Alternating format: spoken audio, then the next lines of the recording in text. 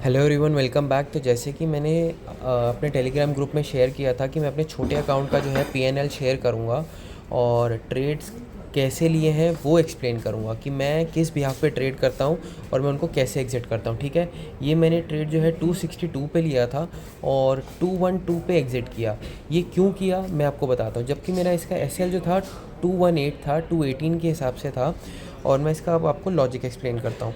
यहाँ पे अगर आप देखोगे कि बैंक निफ्टी का जो चार्ट है यहाँ पर, ये एक क्रूशल जोन था सपोर्ट का।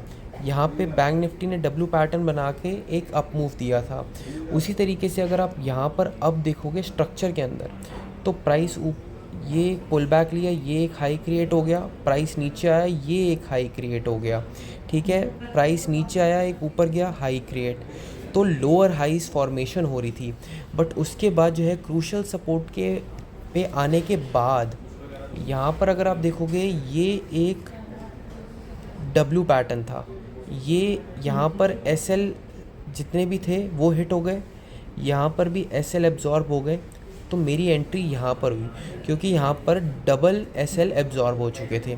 और मेरा एस एल कहाँ पे था, जैसे कि मैंने आपको बताया कि 218 का मेरा एस एल था।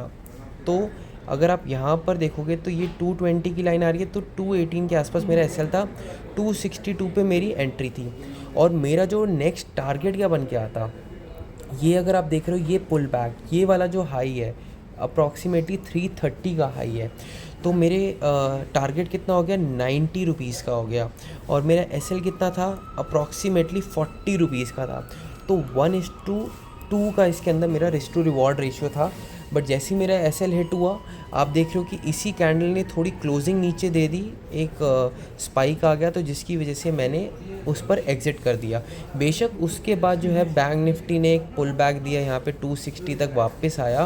बट मुझे अपने रिस्क टू रिवॉर्ड के अकॉर्डिंगली और अपने जो सेटअप के अकॉर्डिंगली मुझे एग्ज़िट और एंट्री लेनी है। ठीक है, ये तो हो गया मेरा बैंक निफ्टी का।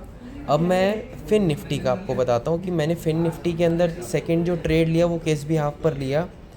यहाँ पर अगर आप ये फिबोनाची रिट्रेसमेंट लगाते हो, जैसे कि ये एक अप मूव आया, ठीक है। अब यहाँ पर अगर आप देखोगे ये एक अप मूव आया, तो रिट्रेसमेंट जो है 61.8 से लेकर 50% तक का आया है। और यहाँ पर आने के बाद एक इनगल्फिंग कैंडल बनी है और यहाँ पर मैंने एंट्री ली थी 49 रुपीज़ पे। मेरा जो एस एल था वो इस स्विंग के नीचे था, जो कि 39 रुपीज़ के आसपास था। तो मुझे ये एक्सपेक्टेशन थी कि प्राइस यहाँ पर आया है, एक ये रिट्रेसमेंट देकर प्राइस जो है अपना ये हाई जो कि है 60 रुपीज़ तक, 60 फर्स्ट टारगेट था मेरा और 75 नेक्स्ट टारगेट था मेरा। तो यहाँ पर जब प्राइस कंसोलिडेट करने लग गया तो मैंने इसको 41 रुपीज़ पे एग्ज़िट कर दिया। क्योंकि कंसोलिडेशन के बाद कभी कभार एक स्पाइक आते हैं जिसकी वजह से हमारा एसएल जो है बढ़ सकता है। ठीक है, तो यहाँ पर मैंने अपना लॉस बुक कर लिया।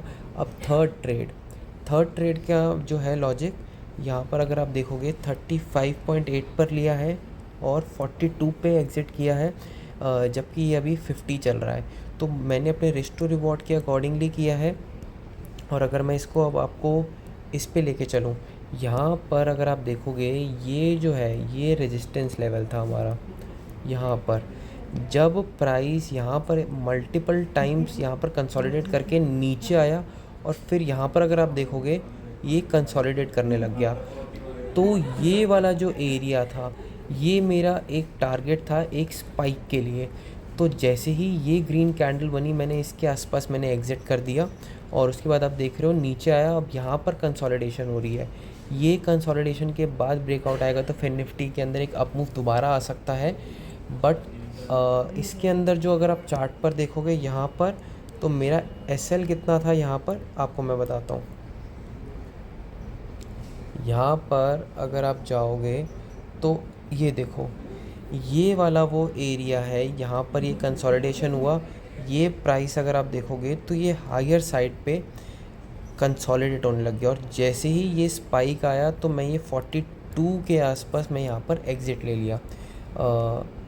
ओवरऑल आज लॉस है, but loss is a part of game.